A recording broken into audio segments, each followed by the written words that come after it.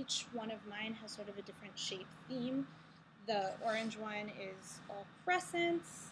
The blue one over here are these more angular, starbursty kind of shapes. That one was feeling edgier, I guess.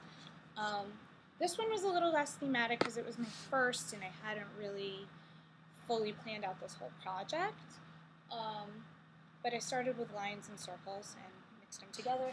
And this one on the end, which I held up before, has tons of here, I don't know if you can see that, tons of squiggly little lines, and they were really tiny, and there were lots of them, and that one was quite time consuming. I don't know why, but I've been thinking about plaid lately, so I'm thinking, like, with all of these, I just started layering shapes on top of shapes. With this next one, with my yellows, I'm thinking I want to interlock, I'm going to do straight lines that I want to interlock and create these sort of woven looking patterns that I'll put on together. And that's going to be a new experiment for me, because usually I just cut the shapes out, put them on the sheet, and start gluing and figuring out where I like them.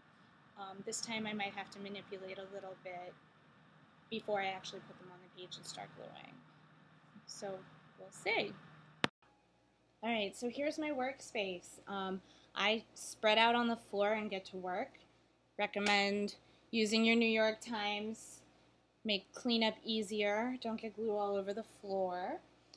The reason I work on the floor is because I live in a small one-bedroom apartment and I don't have a big project table that I can work on. Make sure you have all your supplies out and ready. And I use this, you don't have to, but I love this. It's a disposable palette. I also bought this, oh no, I bought this at Utrecht.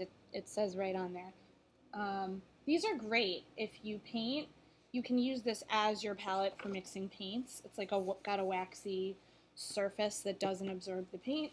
When it gets filled up, you just rip off a page and keep going. It's great for this purpose also because I have my paper on top and then the glue doesn't get, hopefully, where I don't want it to get. Since I'm doing kind of a linear pattern this time, the cutting will be a little bit simpler. Usually I start and I take one piece at a time and I start, cutting out my shapes. And I spend a long time. I've spent a couple of hours doing just the cutting and cutting lots and lots of shapes. And I find that in the middle I run out and then I have to turn to my pile over there of all of my colors and start cutting out more shapes again. But this time it's pretty simple. I just want to do pretty linear work, so I'm going to have lines. Okay, now I've got a good amount of shapes cut out, my lines, and I have them all spread out so I can see them. Now I'm really ready to get to work and to start putting these on the page. Here I have a piece of a few strips that I've woven together. I think it's kind of interesting. I love how the ends look frayed and it looks like this, like a woven basket weave. So to get started, once you have your shape, get a nice big gob of glue on the brush there. You can see it's there. You can see it's dripping. And get the section that you're going to put your shape on really nice and wet and covered with glue. I think it's helpful if you have parts that are a little thicker so that in those areas the glue is really going to stick. Make sure to remember your lab partner. The furry friends love to help.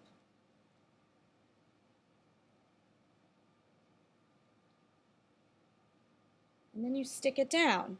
Then you go over the entire thing with a nice coating of the varnish. Then you're going to take your next shape, or grouping of shapes in this case, and you're going to start layering the page together. Another good glob of glue. Cover the surface where you're going to put down your shape. Then I'm going to just use my fingers. I'm going to start to get a little glue here. I'm going to push it down onto the page. And then again, cover everything with more varnish.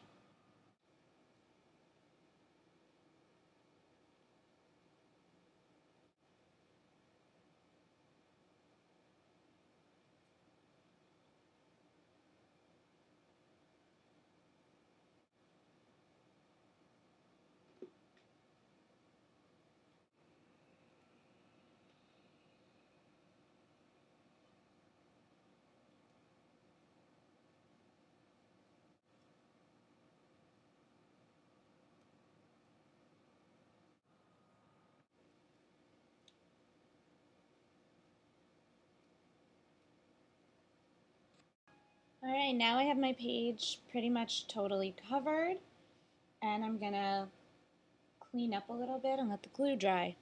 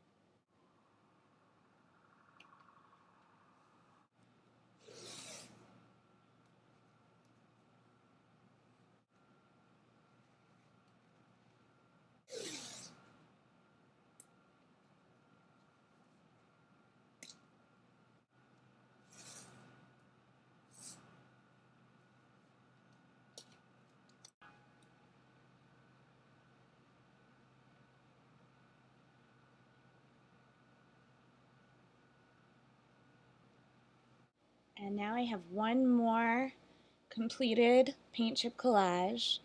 Thanks for the inquiries. It motivated me to get another one complete. Now I have 3 more to go.